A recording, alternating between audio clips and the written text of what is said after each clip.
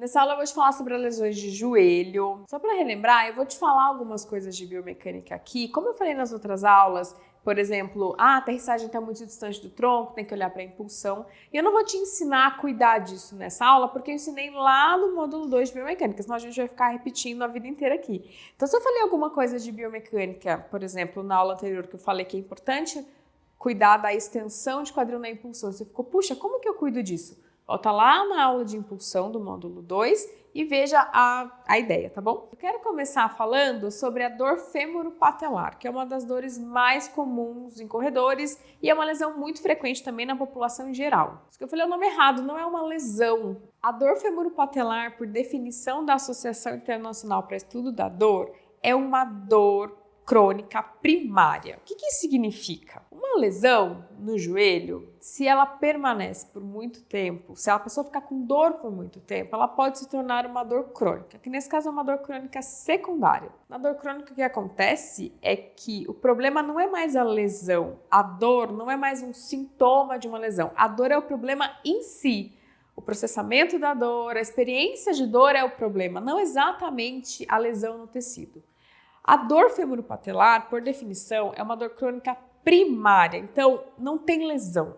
A dor é o problema, a pessoa tem uma dor no joelho, esse é o problema dela. Não é uma inflamação, não é um desgaste da cartilagem, não é uma lesão de tecido. A dor é o problema. Então tudo que eu vou te falar aqui para olhar são coisas relacionadas à mecânica que vão ajudar a equilibrar a balança entre capacidade e demanda do joelho. Mas na dor femoropatelar é muito importante cuidar de aspectos comportamentais, porque em geral a pessoa tem dor há bastante tempo, ela melhora, ela piora, ela melhora, ela piora, ela normalmente tem medo de se mexer, ela já tá achando que o joelho dela tá osso com osso, desgastado, e ela tem dor ao fazer pequenos agachamentos, mais por medos e nocebos vindo de muito tempo de dor, do que de algo mecânico em si. Então eu vou te falar coisas de mecânica, mas com esse paciente você vai ter que ir conversando sobre dor bastante, explicar para ele sobre dor e mostrando para ele que o corpo dele é capaz de fazer coisas. Então ele vai ter medo de agachar. Você fala, não, tudo bem, vamos pegar um banquinho alto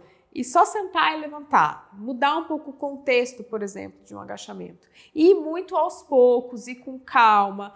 E principalmente dando confiança para as pessoas se mexer, porque ela tá há muito tempo com dor, tá um negócio esquisito. Nessa lesão é importante que ela experimente se movimentar de muitos jeitos. E aí você vai ter que encontrar um jeito que você consegue fazer essa pessoa evoluir. Não tem uma fórmula mágica. Eu imagino que você entre nessas aulas e queira que eu te dê um pacotinho de exercícios, mas isso não existe, vai depender muito da pessoa. Tem pessoa que vai estar super bem, vai conseguir saltar, pular, girar tranquilamente, tem pessoas que não vão conseguir dar um saltinho num pé só, de tanto medo de se mexer, e aí você vai construindo aos pouquinhos dentro do que ela é capaz. De mecânica, o que é importante olhar? Para a capacidade muscular como um todo, porque normalmente essas pessoas estão naquele ciclo da meleca, o ciclo do descondicionamento. Ela tem uma baixa capacidade do joelho, isso piora a dor. Aí ela tem medo de se mexer, o que aumenta ainda mais a capacidade do joelho, ela para de se exercitar.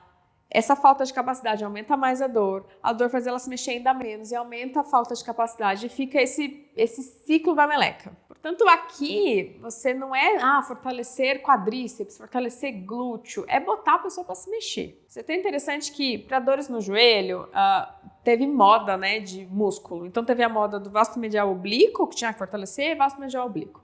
Depois a moda de glúteo médio. Depois moda de core, depois moda de só quadríceps. A verdade é que a gente precisa aumentar a capacidade muscular como um todo e aumentar a segurança da pessoa como um todo. Existe um estudo muito interessante que comparou exercícios de glúteo, que são, dor de joelho tem que fortalecer glúteo médio. Comparou glúteo com adutor e as pessoas melhoraram da mesma forma, fazendo exercício para glúteo ou para adutor, porque o que ela precisa é se mexer. Um outro estudo comparou exercícios proximais, então core e glúteos, com exercícios distais, que incluía tornozelo. E de novo os dois grupos melhoraram igual. Trabalhar distal, de joelho para baixo, ajuda o joelho tanto quanto ficar trabalhando o core. Então não tem um músculo bala de prata. Você tem que botar essa pessoa para se mexer de uma forma geral, melhorar a capacidade muscular dela de uma forma geral. De biomecânica, É importante olhar a distância do pé até o tronco na fase de resposta à carga, porque isso aumenta a sobrecarga no joelho. Então, mesmo sendo uma dor crônica primária, um aumento de sobrecarga pode gerar um aumento de dor. Então, a gente traz o pé mais para perto do centro de gravidade. É importante, nesses casos também, observar se o joelho está dobrando na fase de resposta à carga. Se o joelho não está dobrando na fase de resposta à carga, se ele fica estendido, o que você pode fazer? Depende da capacidade da pessoa. Tem gente que, se você pede para dar um saltinho para frente, ela não consegue, então você vai ter que começar com um passinho. Passinho e dobra. Conseguiu dar um passinho, a gente passa para um pulinho. Conseguiu dar um pulinho, a gente passa para um pulão. Conseguiu dar um pulão para frente, a gente passa para um pulão para cima, que é muito mais difícil. Dá para começar fazendo com os 2 pés ao mesmo tempo. Conseguiu dar um saltinho, a gente pode colocar um circuito, daí pode colocar um peso, enfim. Daí você vai evoluindo conforme sua criatividade deixar. De novo, sempre importante olhar para alto impacto em todas as lesões, e aqui já falei dos aspectos comportamentais. Eu vou te mostrar alguns, eu falei que não tem músculo bala de prata, mas eu vou te mostrar exercícios que eu gosto para essa lesão, tá bom? E olha como a gente é treinado, né? É difícil mudar hábitos. Não é uma lesão, é uma dor. O problema é a dor, não é uma lesão. Eu vou te mostrar exercícios que eu gosto para essa dor. Para joelho, tem que agachar. Então, a gente pode começar sem carga, faz um agachamento sem carga. E às vezes a pessoa vai conseguir descer só um pouquinho e tá tudo certo, vai evoluindo disso. Com educação sobre dor, ela vai conseguindo ter mais confiança. E de novo, você pode mudar o foco, ao invés de só faz um agachamento, você pode propor alguma coisa mais funcional. Senta numa cadeira, vamos pegar coisas no chão, enfim, deixar um pouco menos quadradinho. Agacha até embaixo, isso, e volta. No começo, ela talvez não consiga ultrapassar o joelho da ponta do pé. A gente fique nesses graus de proteção, que são um pouco mais baixos, desce um pouco mais baixo, isso, e volta. E tudo bem, mas é importante que em algum momento a gente desça tudo. Porque ela precisa dessa amplitude de movimento. É um pouco surreal a gente falar, não, ela nunca mais vai agachar passando o joelho do pé. Ela vai no dia a dia dela, para pegar o cachorrinho dela no chão, ela vai fazer isso. O problema é a gente nunca treinar, e aí vai estar descondicionado, o joelho dela vai estar descondicionado para essa demanda, e aí quando ela for pegar vai doer. Ah, é porque agachou errado? Não, é porque tá tanto tempo sem treinar isso, que o corpo perdeu a capacidade. É o ciclo lá da Emelec. Então, a gente tem que ajudar a pessoa a fazer isso e passar segurança para ela. Aí dá para colocar peso, e aí dá para colocar o peso. Segura aqui na frente, LG. Dá para colocar peso aqui, vai. Dá para colocar peso aqui. Dá para colocar peso aqui na academia. Beleza. Afundos são bem legais. Vamos fazer afundo. Faz um afundo aí, LG. Ai. Lembra? Como é que é? Isso, ó, faz. O jeito que ele faz normalmente é um jeito que talvez no começo a pessoa não consiga, porque esse jeito impõe bastante carga no joelho. Então põe o pé um pouquinho mais para frente e agora desce. Desce para baixo, não tanto para frente. Isso. Assim eu consigo mexer o joelho dela com menos carga. Ele tá fazendo aqui pé no peito porque é jovem e saudável. Mas uma pessoa que dura muito tempo, a gente vai ter que ir regulando isso. Legal. Dá para piorar esse afundo fazendo uma... Faz assim, ó. Dá uma puladinha. Isso é legal. Isso. Bom. Dói? Atrás talvez. É? O tendão? Não dói. Tá. E aí eu gosto sempre de ter algum exercício com salto, porque a corrida é sequência de salto. Então você vai dar um saltinho pra frente e terminar agachando assim. Vai lá. Isso, segura. Ótimo, e volta. De novo. Bom, isso aí. E dá pra fazer alternando, dá pra deixar esse salto um pouco maior. Os exercícios para glúteo eu vou mostrar nas aulas de quadril, mas de novo, eu vou fazer adutor, dá para pegar um elástico e fazer adutor aqui, que isso vai ajudar na dor femoropatelar, porque a gente tem que aumentar a capacidade como um todo. Eu acho que eu comecei meio ao contrário, aonde dói a dor femoropatelar? Dói na frente do joelho, mas a gente tem que fazer diagnóstico diferencial para tendinopatia patelar, então se doer aqui, e se doer a palpação, uma dor um pouco mais localizada e mais aguda, pode ser uma tendinopatia patelar.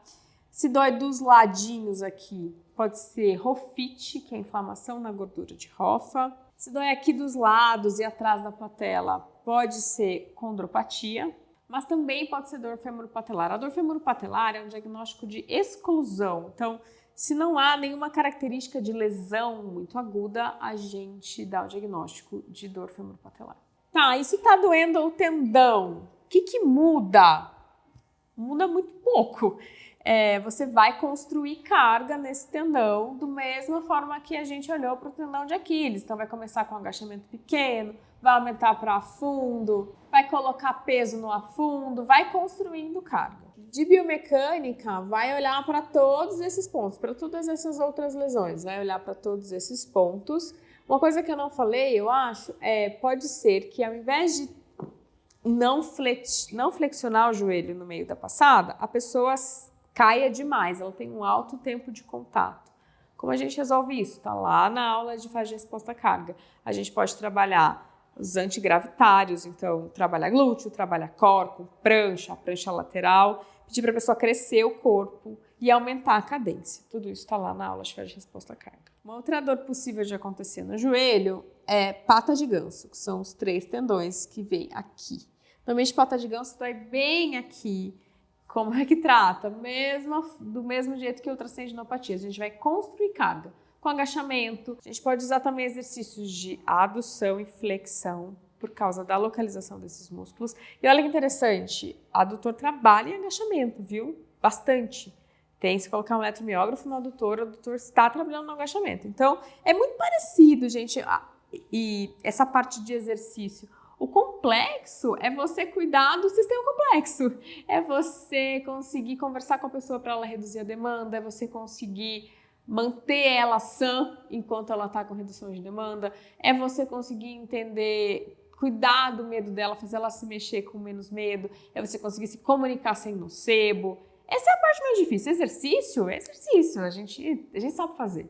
Não tem muito segredo, esse exercício aqui, não, de verdade não tem, o simples funciona muito bem. Próxima lesão do joelho é a síndrome da banda iliotibial. A banda iliotibial, ela começa aqui, ela desce e se insere na cabeça da fíbula. Então, é uma dor bem aqui, tá? Se doeu pra cá, vira de frente, talvez seja mais fácil. É uma dor bem lateral, a cabeça da fíbula ou aqui na lateral do joelho. Fica meio de ladinho. Bem do lado ou aqui cabeça da fíbula. Às vezes dói no meio da perna, mas é mais raro. Normalmente dói aqui. Se tá vindo pra cá, pode ser dor femoropatelar, pode ser a gordura de Hoffa, mas síndrome da banda tibial é bem lateral. Essa lesão normalmente dá uma travada no joelho. É comum isso acontecer. Eu tive, aliás, essa lesão. A pessoa tá correndo, de repente trava. Quando o joelho trava, a gente tem que fazer diagnóstico diferencial para lesão de menisco, tá? Então, se a pessoa tá com uma dor lateral, com o joelho travado, você manda para o médico para investigar a lesão de menisco. A síndrome da banda iliotibial, ela tá relacionada, tem alguma relação com correr em pista, sempre do mesmo lado, não é uma relação muito forte, mas existe. Pergunte, você corre em pista? Tenta intercalar. A minha síndrome da banda iliotibial aconteceu por excesso de provas. Quando eu faço prova, eu vou muito rápido para mim, né? Eu não faço ritmo de treino e eu estava fazendo muitas provas. E esse é o principal fator da minha síndrome da banda iliotibial. Só para vocês lembrarem que aqui a gente está falando de músculo e biomecânica, mas lembra do multifatorial. É importante nessa lesão entender se o pé está muito longe do tronco, porque isso aumenta a sobrecarga no joelho, e aquela rigidez do joelho no meio da passada. Eu vejo bastante gente com síndrome da banda iliotibial que não dobra o joelho no meio da passada. Aí você vai fazer todos os saltinhos e técnicas que eu já mostrei. Uma coisa interessante da banda iliotibial é que normalmente se a pessoa corre mais rápido, ela tende a dobrar mais o joelho e isso diminui a dor. Então na volta aos treinos da síndrome da banda iliotibial, ou mesmo durante o tratamento, onde você está manejando ainda o volume daquela pessoa, pode ser interessante você intercalar corrida firme com caminhada. Firme não é nem tiro, nem trotinho. Trotinho costuma piorar a síndrome da banda iliotibial, porque a pessoa muda muito o jeito de correr. Testa. Normalmente, a síndrome da banda iliotibial gosta de uma velocidade mais rápida, mas se você volta com alta velocidade, você impõe uma demanda muito grande para o joelho. Então, intercala 1 minutinho de corrida firme e 1 minutinho caminhando, por exemplo. Na minha lesão, eu não conseguia correr rápido. A minha lesão, eu tinha que ir bem devagarinho. Tem que testar. Sobre liberação miofascial. Eu falei na aula de facete plantar que uma modelagem em cadáver mostrou que para deformar a face do pé em 1%, a gente precisa aplicar uma força de 300 kg sobre o pé. Na banda iliotibial, a gente precisaria aplicar 900 kg de força para deformar a banda iliotibial.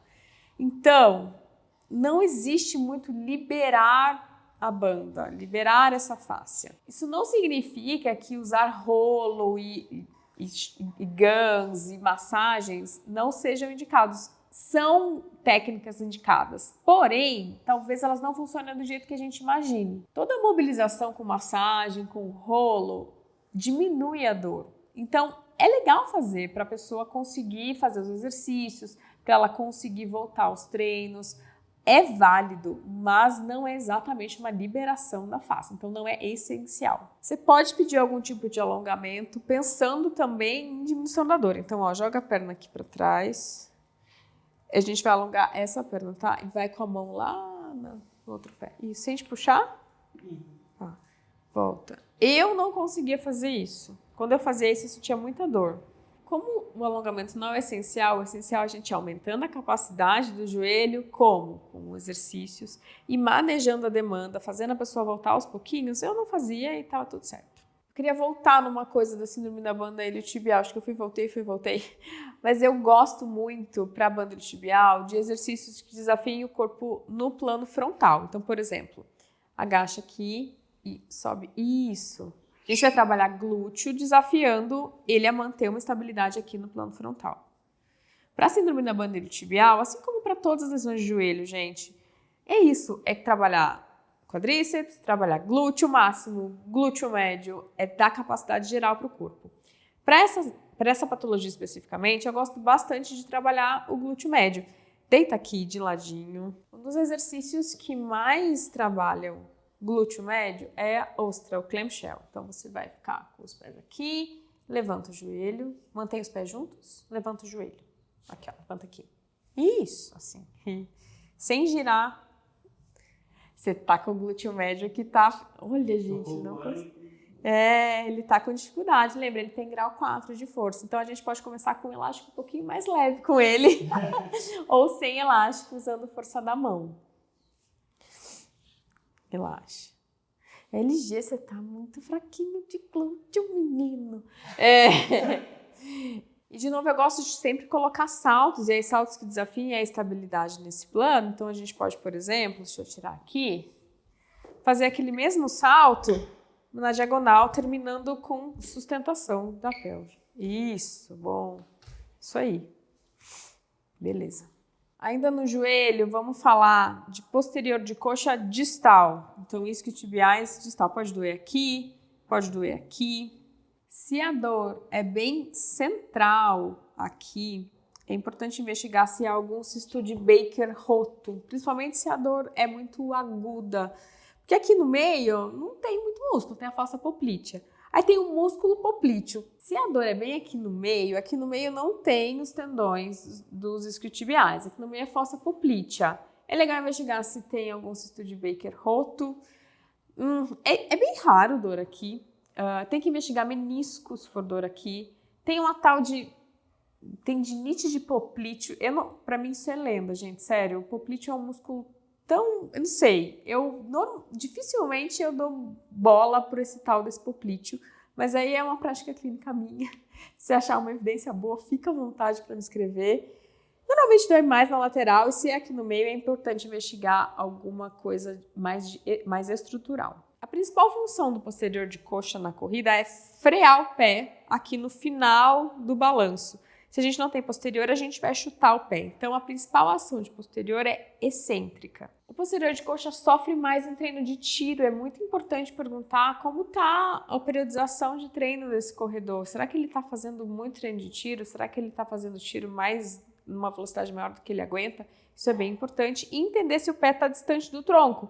Porque se o pé está muito distante do tronco, o isquiotibial vai precisar de mais alongamento ainda no momento de frenagem, que é uma sobrecarga alta. Para essa lesão é legal treinar o posterior em fase excêntrica. Como a gente pode fazer isso? Coloca os pés aqui na colocar o calcanhar na bolinha. Isso. Você vai levantar o quadril e vai esticar o joelho. Pega o posterior, né? Deita. Vai, deita assim até o final, vai. Levanta e estica. Até o final, até encostar o quadril no chão. Encosta, encosta. Isso. Sente posterior de coxa. Quando ele estica o joelho, ele tá fazendo excêntrico de posterior de coxa. Dá pra fazer com um pé só, você consegue? Vai lá. Levanta, tira o pé. Não, relaxa. Estica esse pé lá pra cima. Não. Isso, agora vai com isso, ó. Tira esse pé do chão, agora vai só com isso. Entendeu?